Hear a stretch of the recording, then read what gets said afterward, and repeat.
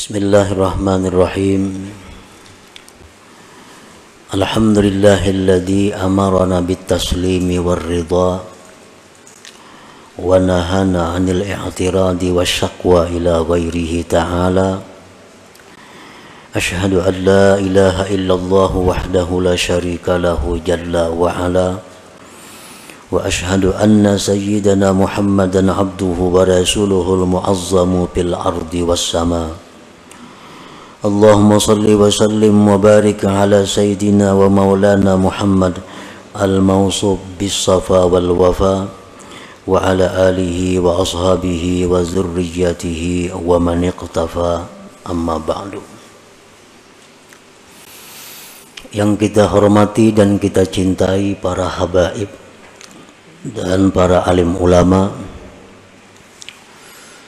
para muhibbin hadirin hadirat rahimakumullah.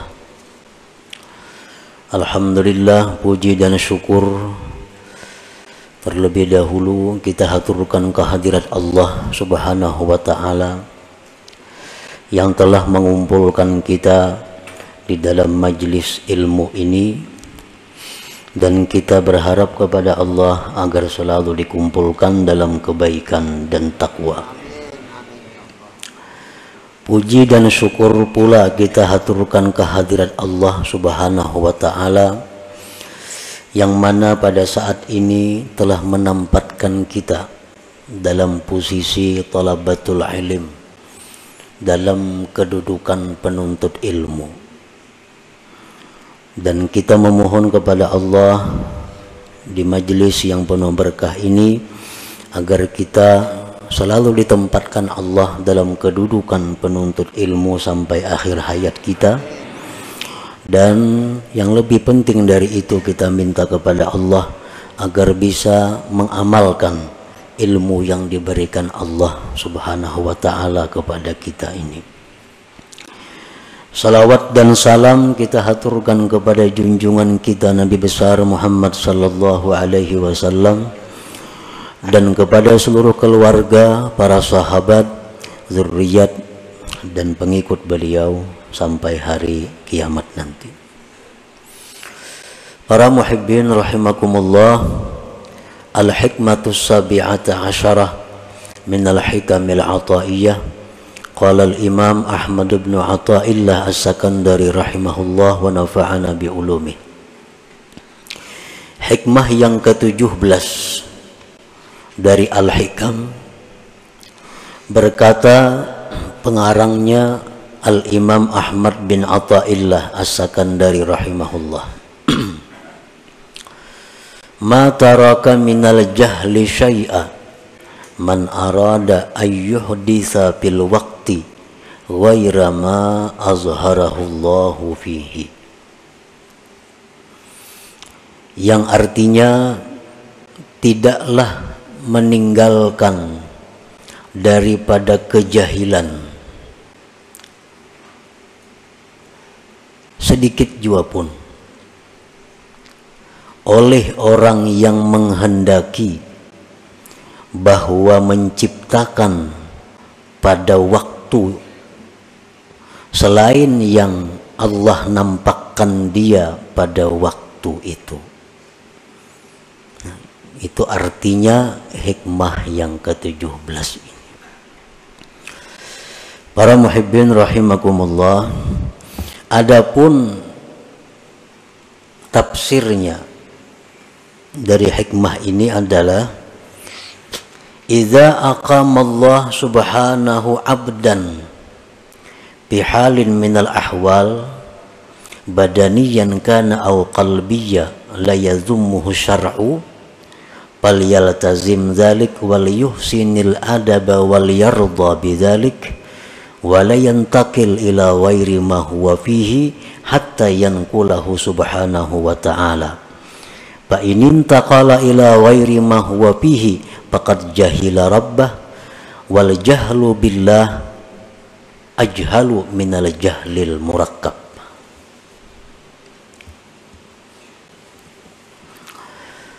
Apabila Allah Subhanahu wa ta'ala menempatkan seorang hambanya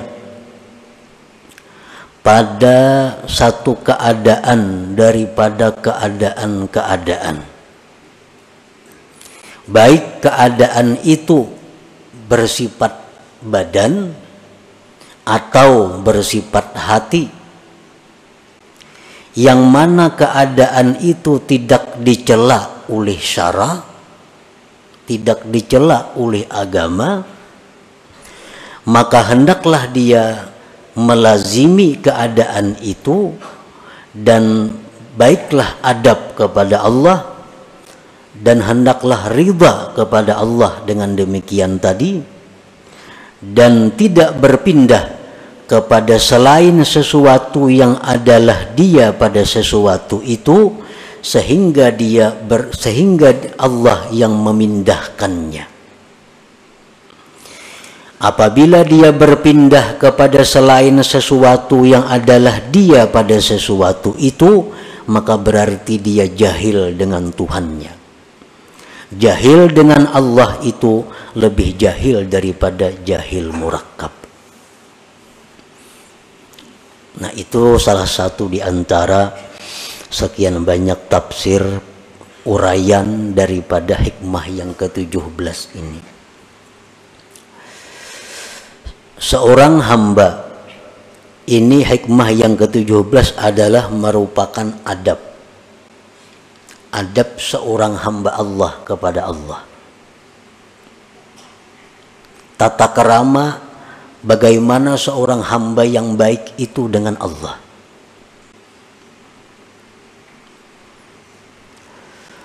Apabila Allah menempatkan kita di dalam satu keadaan, baik yang bersifat keadaan itu di badan kita atau hati kita, yang keadaan tadi jelas sudah tidak dicela oleh agama,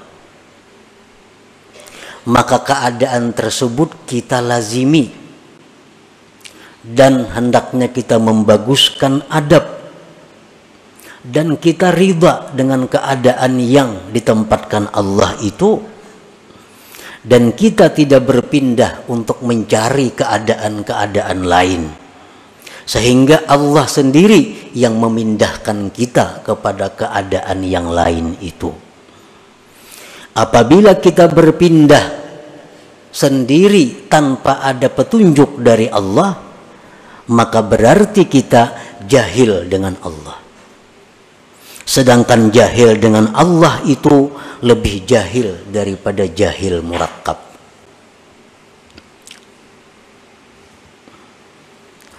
Jahil itu ada yang disebut jahil basit. Jahil basit ini artinya orang yang tidak tahu sesuatu dan dia tahu dirinya tidak tahu sesuatu itu. Contohnya, ujar orang, ikam tahulah nangaran sepeda motor itu. Tahulah ikam nangaran sepeda motor. Ujarnya kada tahu. Ujarnya kada tahu. Ini ngarannya jahil basir. Orang yang kada tahu dan dia tahu bahwa dia kada tahu. Tahulah sepeda motor, kada tahu, habis sudah kisahnya. Ini jahil yang paling inting. Dan kadang-kadang jahil seperti ini dalam beberapa hal terpuji. Jahil yang kedua adalah jahil murakkab. Orang ini tidak tahu dan dia tidak tahu dirinya tidak tahu. Ini berat jahilnya. Kada tahu lawan sesuatu dan inya kada tahu bahwa dirinya itu kada tahu. Ujar orang, ikam tahulah sepeda motor. Tahu ay. Mananya? Tuh, menunjuk ke kambing. Menunjuk ke kambing. Berarti orang ini jahilnya double. Lawan kambing kada tahu, lawan sepeda motor kada tahu, lawan dirinya jahil kada tahu. Nah, ini ngarannya jahil murakkab. Yang lebih jahil dari jahil murakkab ini ada lagi. Orang yang jahil dengan Allah. Orang yang tidak tahu bahwa Allah yang menciptakan dia. Orang yang tidak tahu bahwa Allah yang mengatur seluruh yang ada ini.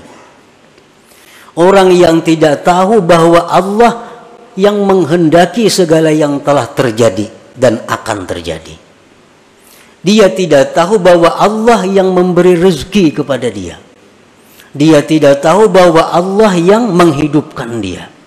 Dia tidak tahu bahwa Allah yang mematikan dia.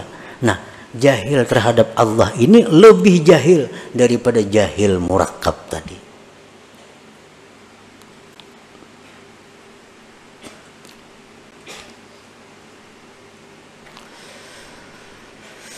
Nah, di antara kita mungkin kita kadang mengaku bahwa kita ini jahil dengan Allah. Mungkin kita kadang mengaku bahwa kita ini jahil dengan Allah. Tetapi perilaku kita, tutur kata kita, kelakuan kita, tindakan kita kadang-kadang itu menunjukkan bahwa kita ini jahil kepada Allah. Bujur aja kadang mengaku. Bujur aja tahu sifat 20. Belajar bang sudah. Tahu ini perukunan. Tahu kitab tentang sifat ini macam-macam. Tetapi pada kenyataan dalam praktik menunjukkan bahwa dia itu jahil dengan Allah. Nah, itu kebanyakan di antara kita. Takunin aja kita tahulah sifat Allah, tahu. Tahulah Allah bersifat ini, tahu karena sudah belajar. Tapi dalam gawian sehari-hari menunjukkan bahwa kita ini jahil dengan Allah. Buktinya ada dendam dalam hati kita. Buktinya kita seringkali menyalahkan asbab dalam segala sesuatu. Buktinya kita seringkali bergantung dengan asbab. Buktinya seringkali kita gembira dengan asbab. Kita sedih dengan asbab. Nah, itu praktik-praktik menunjukkan kita jahil dengan Tuhan. Jahil dengan Tuhan itu paling dahsyat kejahilan. Lebih jahil daripada jahil murakkab tadi. Nah, para muhibbin rahimakumullah. Nah, kemudian contoh-contoh di antara hikmah yang ke-17 ini. Bagaimana adab kita yang sebenarnya kepada Allah dalam hal keadaan-keadaan yang kita tempati. Idza aqama Allahu 'abdan fi talabil 'ilm tilmidan kana aw syaikha wa kafahu min amri dunyahu faltazim dzalik wal yuhsinil adab ma'allah wal yarda bidzalik wa la yantakil ila ghairi ma huwa fihi hatta yanqulahu Allah subhanahu. Apabila Allah menempatkan hamba pada menuntut ilmu, baik murid atau guru, guru dan murid itu sama-sama masuk dalam penuntut ilmu. Misalnya kita berwakaf ini untuk penuntut ilmu, murid masuk di situ, guru masuk. Nah, Allah Subhanahu wa Ta'ala bila menempatkan kita dalam menuntut ilmu, gawian kita ini belajar aja. Ada yang saya punya gawiannya mengajar aja. Dan Allah cukupkan daripadanya perkara-perkara dunia. Allah cukupkan. Makannya cukup, pakainya cukup, membiayai keluarga cukup. Dari mana jalannya Allah mendatangkan kita kada tahu. Pokoknya cukup. Nah, ini orang ngarannya ditempatkan Allah dalam posisi menuntut ilmu. Bila sudah demikian halnya, lazimi posisi itu. Dan membaguskan adab kepada Allah. Artinya apa? bahwa dia menganggap inilah posisiku yang terbaik, inilah keadaanku, pekerjaanku yang terbaik yang diberikan Allah. Dan hendaklah dia riba dengan keadaan itu. Dan dia jangan berpindah kepada keadaan lain sehingga Allah yang memindahkannya. Orang ini kesibukannya belajar. Pagi belajar, tengah hari belajar, sore belajar, malam belajar, atau mengajar. Tapi urusan dunia inya cukup. Berarti inya ini ditempatkan Allah sebagai penuntut ilmu. Jangan tinggalkan posisi itu kecuali Allah yang memindahkan.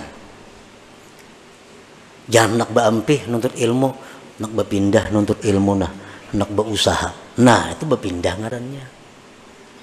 Nak berampih sama ajar, nak beramal aja lagi. Nah, ngarannya berpindah. Jangan, kecuali Allah yang memindahkan. Apa tanda-tandanya Allah memindahkan kita dari posisi itu? Tandanya, dulu orang belajar lawan kita. Sekarang orang kada ada lagi yang belajar lawan kita ampihan. Asalnya pesantren ini hibak. Wah, ini tinggal berdua bertiga lagi. Nah, itu adalah berarti Allah menyuruh kita pindah daripada posisi itu. Ke posisi mana kita pindah? Apabila Allah mencukupkan urusan dunia kepada kita, berarti kita mesti pindah ke posisi hanya menghadap Allah, menghabiskan waktu berzikir, beribadah kepada Allah. Kada perlu lagi mengajar, karena ini sudah isyarat dari Allah pindah. Artinya selama kita mengajar dan banyak haja orang nang mau belajar lawan inya, duniawi dicukupi Allah, berarti orang ini masih ditempatkan Allah di posisi itu. Jangan hendak berampih-ampih mengajar.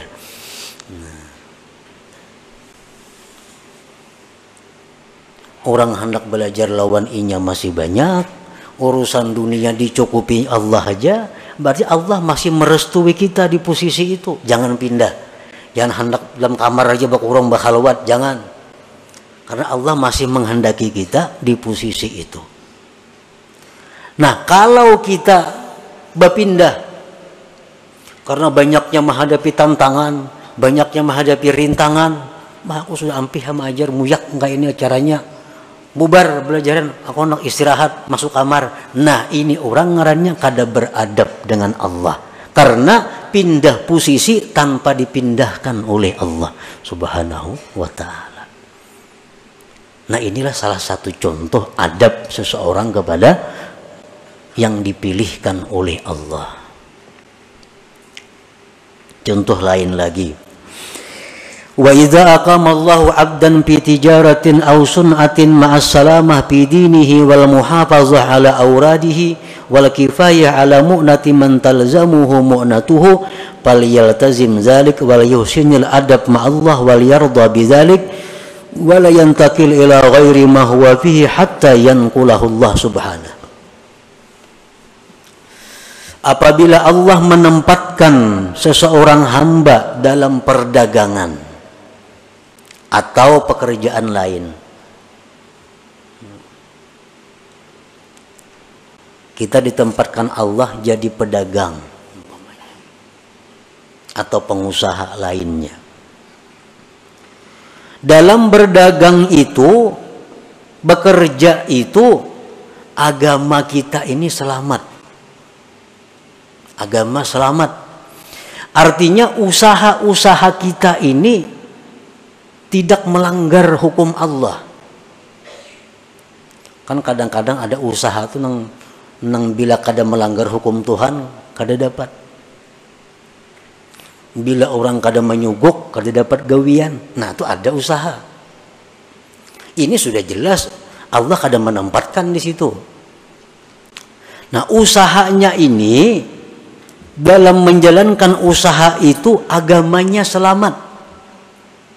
Nang haram-haram kada digawinya, kawah aja, maju aja usahanya. Yang wajib-wajib kada ditinggalakannya, maju aja usahanya. Dan mengekali wirid-wiridnya, wirid-wirid kada terganggu. Sembahyang berjamaah 5 waktu kada terganggu.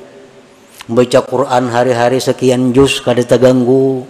Salawat sekian kada terganggu. Zikir kada terganggu. Ke majelis taklim kada terganggu.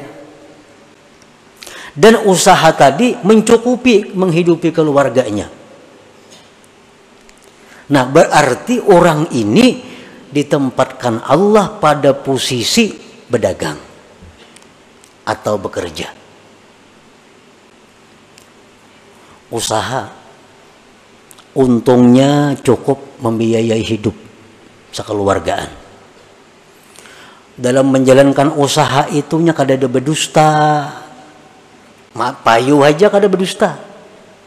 Kada menyuguk. Nang wajib tak kerjaakan, sembahyang berjamaah terlaksana, menuntut ilmu kawa, wirid-wirid tak baca. Berarti dia ditempatkan Allah di situ. Jangan hendak pindah. Jangan hendak pindah kecuali Allah yang memindah. Apa tandanya Allah memindah? Apabila antara lain dalam menjalankan usaha itu sudah kada kau menghindari nang haram. Nah, usaha aku ini bila kada menggawi nang haram kada jalan. Ya tadi bila kada nyuguk kada dapat duit. Adalah gawian nang kaya itu banyak. 10% kan kepala ini, 10%, 2% kan kepala ini, kepala dinas ini. Bila kada kaya itu kada dapat gawian. Nah, ini menunjukkan usaha ini tidak diridhai Allah. Nah, kalau demikian halnya dia wajib pindah usaha lain. Nah, itu alamat artinya Allah menyuruh pindah. Nah, cari pekerjaan-pekerjaan lain.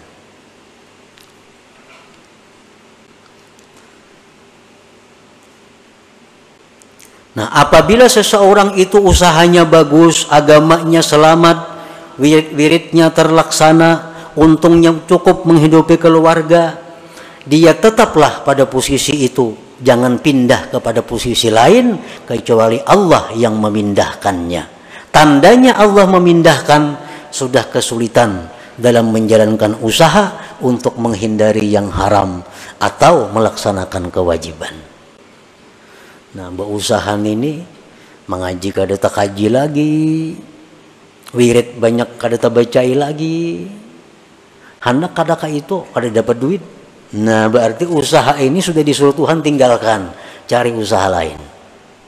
Cari usaha lain. Nah, itu adabnya kepada Allah bagi orang-orang yang ditempatkan Allah dalam posisi usaha.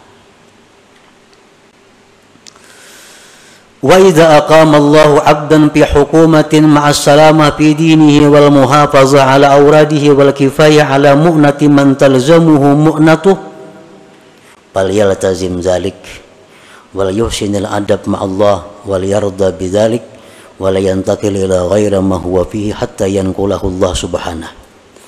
Apabila Allah Subhanahu wa taala menempatkan seseorang ini dalam pemerintahan, ini ditetapkan Allah dalam pemerintahan, jadi pegawai, baik itu pejabat apa ngarannya, dalam pegawai itu, dalam menjalankan tugas itu dia bisa menyelamatkan agamanya. Bujur aja jadi kepala ini, kepala depak umpamanya, kepala PO. Tapi inya urusan agamanya selamat.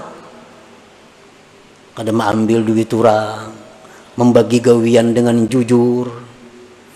Pokoknya nang haram-haram itunya bisa menghindari. Kapangajian tetap kawa turun, wirid-wiridnya terbaca. Gajinya cukup menghidupi keluarga. Berarti orang ini sudah ditempatkan Allah, direstui Allah di posisi itu. Jangan hendak mundur dari jabatan itu kecuali Allah yang memundurkan. Tandanya Allah memundurkan apa? Aku jadi kepala ini kada kawa, kada korupsi. Kenapa kada kawa kada korupsi? Busku menyuruh korupsi. Hendak kada ku intain ini kayak pemberiin yang di atas. Nah, kada kawa. Makanya yang di atasnya kadang-kadang hendak ke Jakarta, minta duit. Mana duitnya? Bila kadang maintai orang. Hendak ke anu. Nah, bila sudah ini terjadi, berarti ini gawian sudah tidak diridai Allah. Pindah dari situ. Kalau hendak selamat. Hendak sakit, karusakan ada apa-apa juga bang. Ini hendak kisah, hendak selamat nih. Nah, pindah dari posisi itu. Cari jabatan-jabatan yang aman. Banyak kayak jabatan yang aman. Yang kada berurusan lawan hal-hal itu. Paman sekolah, aman jabatan. Bisukan buka kunci sekolahan, sepue, istirahat. Pindah cari posisi yang aman. Nah itulah yang dimaksud oleh hikmah yang ke-17 ini. Nah sekarang kita ukur gawian kita, pekerjaan kita yang ada nih. Apakah direstui Allah atau kada? Apakah disuruh Allah pindah atau kada dari pekerjaan sekarang?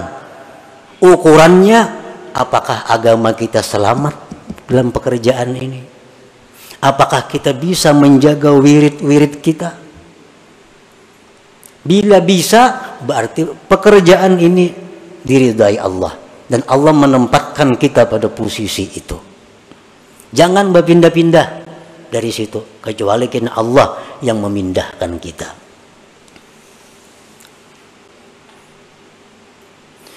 Wa idza aqama Allahu 'abdan fi faqrin fa sabara wa radiya bidzalik fala yatlub min Allahi al-ghina hatta yughniyahu Allah ta'ala bila talabin minhu. Apabila Allah menempatkan seorang hamba dalam posisi fakir. Nah, ada orang yang ditempatkan Allah dalam posisi fakir. Fakir ini artinya orang yang memerlukan biaya sehari 15.000 rupiah. Tapi yang ia dapatkan hanya 6.000 atau kurang lebih itu. Ini fakir. Inya perlu sehari ini menghidupi keluarganya 20.000. Usaha yang didapatnya hanya 7.000. Nah ini fakir. Apabila Allah menempatkan seseorang hamba dalam posisi fakir, tapi inya sabar. Inya ridha aja, kada jadi pikiran. Beramal lancar, nuntut ilmu lancar, padahal duit sakit. Nah, fala yatlub minallahil ghina, jangan hendak minta kaya kepada Allah. Jangan hendak minta luas rezeki kepada Allah, sehingga Allah nantinya sendiri yang mengayakan dia tanpa permintaan daripada dia. Tunggu aja, hadangi aja. Bila kada sugih di dunia, di akhirat kena sugihnya. Nah itu contoh orang yang beradab dengan Allah Subhanahu wa ta'ala. Nah ini contoh-contoh yang bersangkutan dengan badan. Wa idza aqama Allahu 'abdan fi hali qabdin fala yatlub minallahil basta hatta yanqulahu Allah ila halil basti. Apabila Allah Subhanahu wa ta'ala menempatkan seorang hamba pada keadaan sedih. Nah kadang-kadang bisa datang dalam hati kita ini keadaan kacau. Padahal kada ada sebab apa-apa. Kita kada kekurangan apa, kita kada kehilangan apa, tapi kadang-kadang datang dalam hati kita ada perasaan-perasaan yang sedih, risau. Dalam istilah tasawuf disebut kabat ngarannya. Nah, bila kita datang hal seperti itu, kita jangan hendak menghilangkan itu. Apa nak keluar rumah nah, kepala asa pusing, jangan. Atau berdoa lawan Tuhan, ya Allah hilangkanlah perasaan kada nyaman, jangan. Hadapi perasaan yang kada nyaman itu, sampai kena Allah sendiri yang menggantikan keadaan itu kepada keadaan gembira. Bau berzikir, bau berselawat, sampai kena hati nyaman seorangannya, hati lapang seorangannya.